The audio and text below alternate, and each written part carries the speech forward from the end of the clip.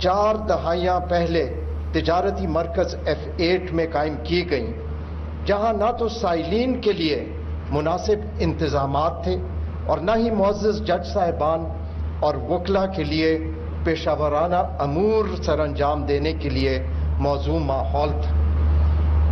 4 دہائیوں سے معزز جج صاحبان اور وکلا انتہائی افسوسناک اور ابتر ماحول میں عدالتی امور سر انجام دینے پہ مجبور تھے۔ اس سے بڑھ کر یہ کہ عدالتی نظام کے اصل شراکت دار یعنی سٹیک ہولڈر سائلین کو عدل کی رسائی کے حق سے بھی محروم رکھا گیا۔ آج 6 دہائیوں کے بعد ضلعی عدالتیں اور سائلین اور وکلا کے الگ کمپلیکس کی بنیادیں رکھی جا رہی ہیں۔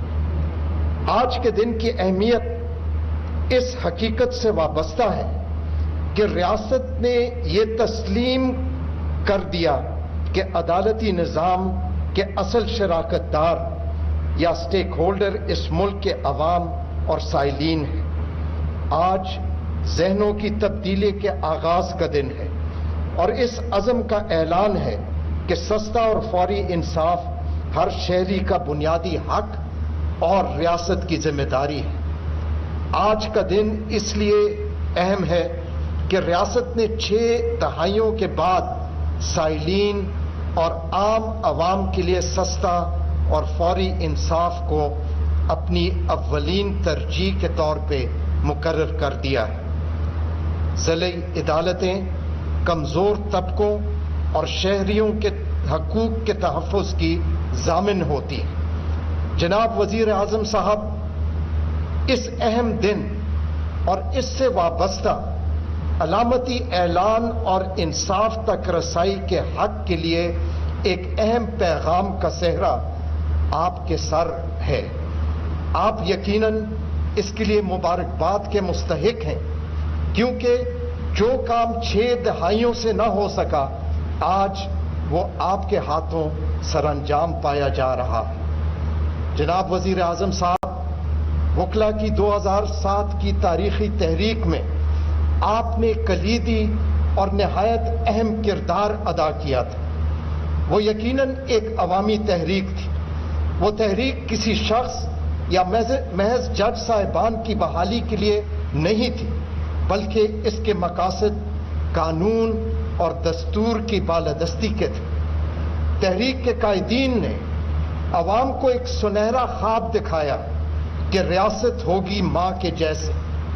مجھے یہ کہنے میں کوئی ہچکچاہٹ نہیں کہ گو کہ جج صاحبان تو بحال ہو گئے، لیکن تحریک کے وہ مقاصد جس کے لیے کئی گمنام ہیروز نے قربانیاں دیں پایا تکمیل تک نہ پہنچ سکے۔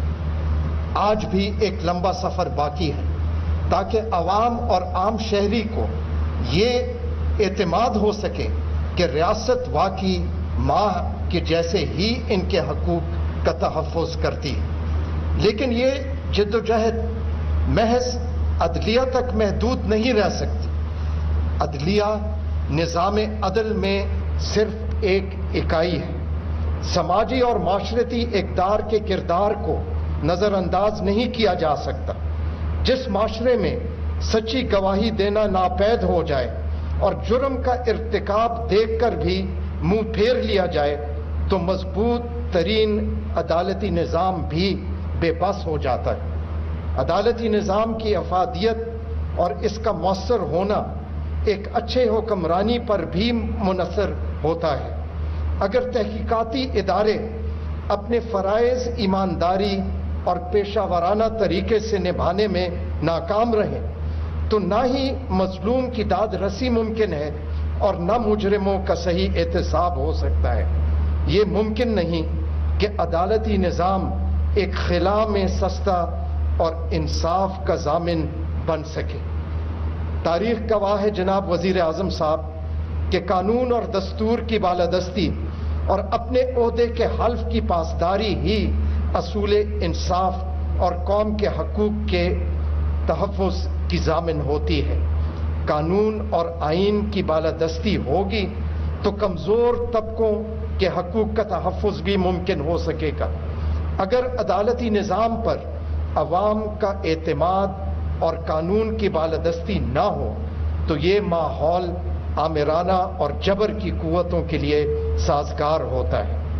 میں عدلیہ کو ہرگز نظام عدل کی کمزوریوں سے مبرہ قرار نہیں دے رہا، بلکہ اس حقیقت کو اجاگر کرنے کی کوشش کر رہا ہوں کہ سستے اور فوری انصاف کی فراہمی صرف تب ہی ممکن ہوگی جب ریاست کے تمام سکون یکجا ہو کر یہ عزم کریں کہ ہم میں سے ہر ایک اپنے دائرے میں رہتے ہوئے نظام عدل کے اصل شراکت دار یعنی عوام اور بالخصوص سائلین کے لیے سستے اور جلد انصاف کو ممکن کر دکھائے گا۔ آج اس عزم کی ضرورت ہے۔ آج کے دن جناب وزیر اعظم صاحب، آپ نے ریاست کی جانب سے اس ادھوری تاریخی تحریک کو مکمل کرنے کی اونرشپ لینے کا اعلان کر دیا ہے، اور ہم انشاءاللہ مل کے کسی بھی شہری کو سستے اور فوری انصاف کے حق سے محروم نہیں ہونے دیں گے۔ جناب وزیر اعظم صاحب، میں اسلام آباد ہائی کورٹ اور ضلعی عدالتوں کے جج صاحبان اور وکلا تنظیموں کی طرف سے آپ کو یقین دلاتا ہوں کہ اس آپ کی تحریک میں، آپ کے سفر میں اور جد و جہد میں آپ ہمیں کسی صورت پیچھے نہیں پائیں گے۔ میں ایک مرتبہ پھر یہ مبارکباد آپ کو دیتا ہوں کہ 60 سالوں میں پہلی دفعہ کسی نے عوام کو اور سائلین کو عزت دی اور ان کے حقوق کو تسلیم کیا۔ میں ان کی طرف سے بھی آپ کا شکریہ ادا کرتا ہوں۔ شکریہ۔